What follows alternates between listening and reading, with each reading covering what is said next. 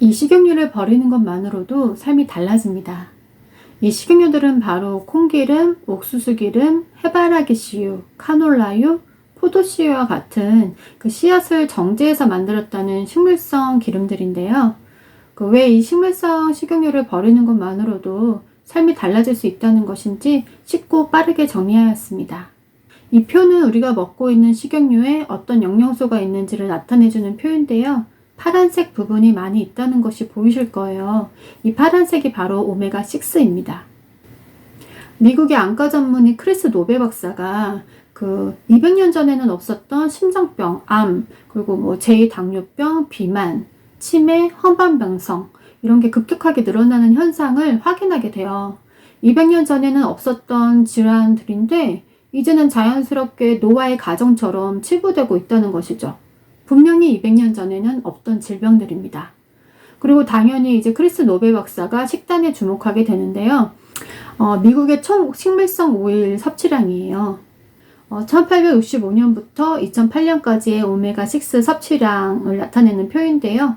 145년간 급격하게 증가하였습니다. 분명히 1865년 이전에는 먹지 않았던 오메가6였어요.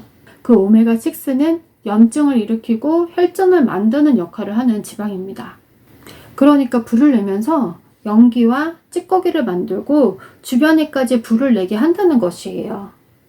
세포, 세포막, 그리고 세포 속의 미토콘드리아에까지 영향을 끼치게 됩니다.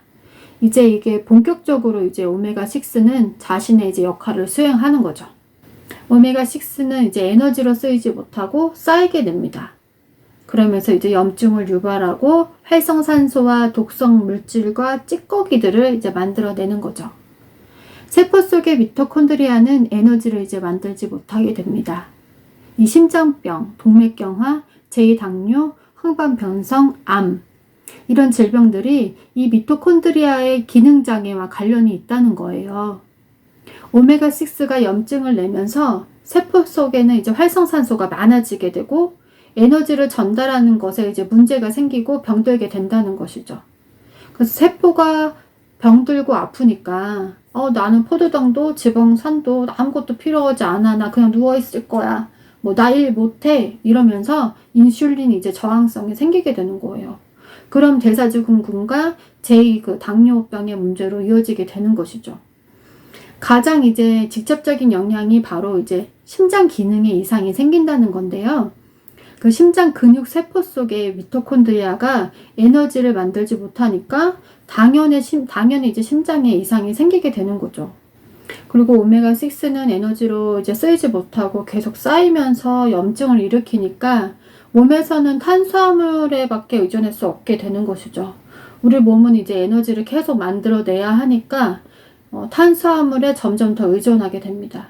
이게 이제 비만으로 이어진다는 것이에요. 그리고 에너지가 부족하니까 세포핵, 그 세포 속의 미토콘드리아의 변형까지 일어나게 되는데 이게 바로 DNA 변형, 암입니다. 그리고 세포가 죽어가거나 세포가 이제 죽어버리게 되면 알츠하이머, 치매, 황반변성, 파킨슨 등의 그 질병으로 이어지게 된다는 것이죠. 이 과정을 간단히 정리하자면 오메가6 기름을 많이 먹게 되면 몸속에 쌓이고 산화하게 됩니다. 염증을 유발하면서 독성 물질인 알데하이드, INR 같은 이런 독성 물질을 만들게 되는데요. 이 독성 물질들이 오늘날의 질병들을 생기게 한다는 것입니다. 실험은 아주 간단합니다. 두 그룹의 쥐에게 일반 사료를 주고 한쪽에는 20%의 해바라기 씨를 추가합니다. 그 실험은 4주간 진행되고요. 결과는 이제 해바라기 씨유를 먹은 그룹은 그 심장 출량, 그러니까 심장에서 펌프질을 할 때 나오는 그 혈액의 양이 32% 감소했다는 것을 알 수 있습니다. 그 4주 만의 식단으로도 쥐의 심장에 문제가 이제 생기게 된다는 것인데요. 이번에는 세 그룹의 쥐들에게 똑같은 칼로리의 식단을 줍니다.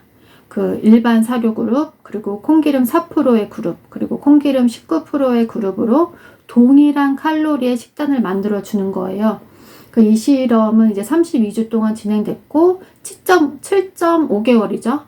32주 동안 진행이 됐고, 그리고 좋은 탄수화물을 주고 설탕은 주지 않았습니다. 아주 잘 설계된 실험인데요. 이 32주 만에 콩기름을 19% 섭취한 쥐들은 그 일반 사료를 먹은 쥐보다 55% 더 살이 쪘습니다. 그 사람으로 따지자면은 그 일반 사료를 먹은 쪽이 이제 체중 88kg의 남성이 되고요. 그리고 열량의 19%를 콩기름으로 먹고, 그래서 이제 오메가6를 10% 섭취했을 때는 133kg의 남성에 해당되는 체중으로 늘어난 것이죠. 7.5개월 동안 이렇게 먹은 결과입니다. 그리고 이 실험을 진행하는 동안의 문제들인데요. 비만, 복부 비만, 인슐린 저항성, 혈당 조절 이상, 그리고 당뇨, 그 비알코올 의존에 관한 그 지방 간 손상, 그리고 31개의 암 유전자 이상, 그리고 콩기름 19% 식단이 과당을 함께 먹은 식단보다도 나쁘게 나왔다고 합니다. 우리는 이 식물성 식용유가 등장하기 전에는 오메가6를 거의 먹지 못했어요. 식물성 식용유를 만드는 과정에서 헥산이라는 화학 물질을 넣습니다.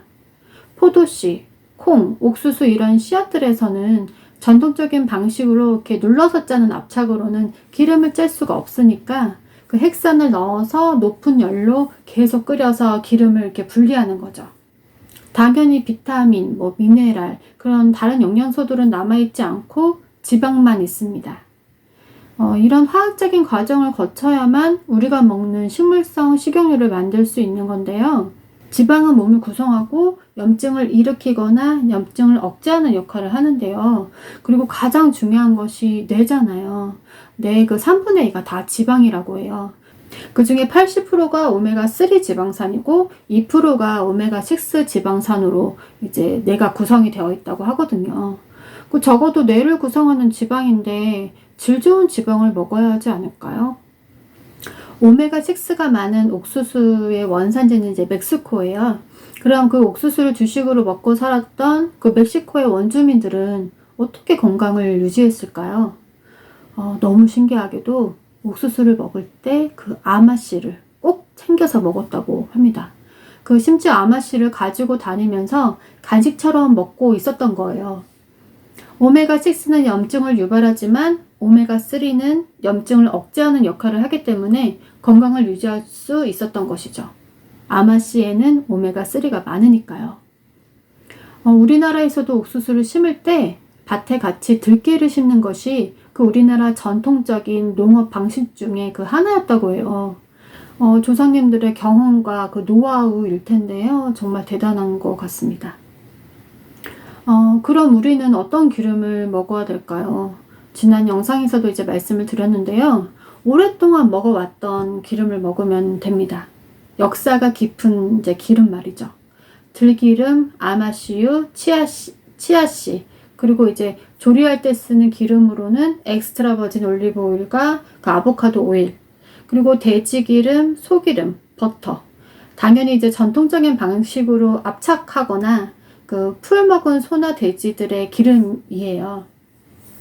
그 계란 후라이를 하거나 생선과 고기를 구울 때는 엑스트라 버진 올리브 오일과 아보카도 오일을 쓰시면 되는데요. 특히 이 엑스트라 버진 올리브 오일은 지중해 식단으로 유명하잖아요. 그 고대 문명 때부터 먹어온 역사가 깊은 식물성 기름입니다. 엑스트라 버진 올리브 오일이 발연점이 낮아서 소스용으로만 써야 하는 거 아니야? 네, 아닙니다. 그 그리스, 이탈리아 등 그 엑스트라 버진 올리브 오일을 오랫동안 먹어왔던 사람들은 고기를 구울 때나 생선을 구울 때, 야채를 익힐 때 모든 요리에 사용하는데 우리나라에서 안 될 이유가 없죠. 그 발연점이 그 190도에서 215도 정도라고 하니까 가정에서 쓰기에 너무너무 충분합니다. 집에서 간단하게 계란 후라이, 그리고 고기 굽고 생선을 굽거나 일상적인 요리를 할 때 충분한 발연점입니다. 올리브 오일은 산도, 그리고 맛과 향, 그리고 생산 방법, 그리고 품질 테스트를 기준으로 해서 엑스트라 버진 올리브 오일, 버진 올리브 오일, 그리고 일반 올리브 오일, 퓨어, 라이트 이런 올리브 오일 이렇게 세 가지로 나눠볼 수가 있는데요. 세 번째 그 일반 올리브 오일은 정제 과정을 거치기 때문에 절대 추천하지 않습니다. 찾기가 좀 힘드시다면 고정 댓글에 그 가성비 좋은 엑스트라 버진 올리브 오일 링크를 남겨둘게요. 그 필요하신 분들은 참고하시면 되고요. 이것만 확인하시면 됩니다. 첫 번째, 그 저온에서 압착한 것인지, 그 압착을 할 때 열이 이제 발생하게 되잖아요. 그럼 이제 영양소가 파괴될 수 있으니까 그 최대한 낮은 온도에서 전통 방식으로 눌러서 짠 오일인지를 보시면 되고요. 두 번째는 100% 엑스트라 버진 올리브 오일인지를 확인하시면 됩니다. 오메가6가 많은 그 정제한 기름들을 일부 섞어서 그 이름만 엑스트라 버진 올리브 오일이라고 하는 경우도 있으니까 그 원료명에 100% 엑스트라 버진 올리브 오일인지를 확인하시면 되고요. 그리고 세 번째는 갈색병에 담겨 있고 작은 용량으로 구입을 하면 됩니다. 햇빛과 그 산소의 접촉을 최대한 줄여야 하니까 갈색병에 작은 용량으로 구입해서 먹으면 되는데요. 저는 이제 무심하게 먹고는 있었지만 항상 이게 무슨 씨앗에서 기름이 이렇게 많이 나오는지 의문이 들긴 했었습니다. 그리고 우리가 원시 시대부터 먹어왔던 고기 기름이 식물성 기름보다 안 좋다라는 것도 솔직히 개인적으로 좀 의문이 들긴 했었어요. 그렇지만 뭐 식관처럼 익숙하고 편리하기도 하고 또 사회생활 때문에 건강한 식습관으로 바꾸고 뭐 꾸준히 실천한다는 게 쉽지 않을 것 같았어요. 처음에는 식물성 식용유에 많은 오메가 그 6에 대한 사실을 알았을 때는 화도 나고 속상하더라고요. 뭐 뉴스나 다큐, 많은 그 연구 강의들에서 전문가분들이 이와 같은 고급 정보들을 이제 주고 있었는데 그런데도 이제 아무래도 바꾸고 싶지 않았던 거겠죠. 이제 뭐 제대로 안 이상 오메가6가 많은 기름을 먹을 이유가 이제 없어진 거예요. 뭐 그래도 각종 모임이나 뭐 회식할 때 그리고 도시락을 매번 싸가지고 다닐 수도 없고 혹시라도 뭐 그러다가 유별나다, 뭐 까다롭다 한 소리 들을 수도 있게 되는데요. 물론 건강을 위해 한 소리 뭐 듣는 거야 문제도 아니지만 어쨌든 뭐 매번 쉽지는 않죠. 그래서 집에서만이라도 건강한 기름을 좀 챙겨 먹자. 아침에 간단하게 통밀빵에 그 풀 먹고 자란 소에 우유로 만든 버터를 듬뿍 발라서 차와 한 잔 마시면 간단하고 건강한 아침이 됩니다. 물론 이제 아이들은 잼도 조금 발라주기는 해요. 그리고 이제 집에 있는 상추에 그 엑스트라 버진 올리브 오일을 뿌려서 과일이랑 함께 먹는데요. 너무 간단해서 이제는 아이가 그 아침을 준비해주는 날도 오더라고요. 그리고 집에 있는 뭐 채소, 당근, 양파, 뭐 시금치 이런 거 살짝 데쳐가지고 그 생기름 두르고 그 잡곡 밥에다가 이제 비빔밥을 자주 해서 먹는데요. 그때 이제 삼겹살이나 소고기를 구워가지고 반찬으로 먹으면 또 본의 아니게 또 건강한 식단이 되더라고요. 식용유, 기름만 건강하게 바꾸었는데 이 기름에 맞춰서 요리를 하다 보니까 건강한 식단이 되었습니다. 더 좋은 거는 불 앞에서 계속 요리할 일이 자연스럽게 없어지더라고요. 뭐 오븐이나 전자레인지 등으로도 충분하니까요. 몸, 특히 그 뇌를 구성하는 그 중요한 영양소이잖아요. 그리고 염증을 조절하는 역할을 하기 때문에 그 질병과 연관이 바로 될 수밖에 없습니다. 지금 실천한다면 1년 후, 10년 후, 그리고 20년 후에 우리의 노후는 더 멋져질 수밖에 없습니다. 지금 건강히 함께 할게요. 다음 영상에서도 지금 필요한 건강 정보로 찾아뵙겠습니다. 감사합니다.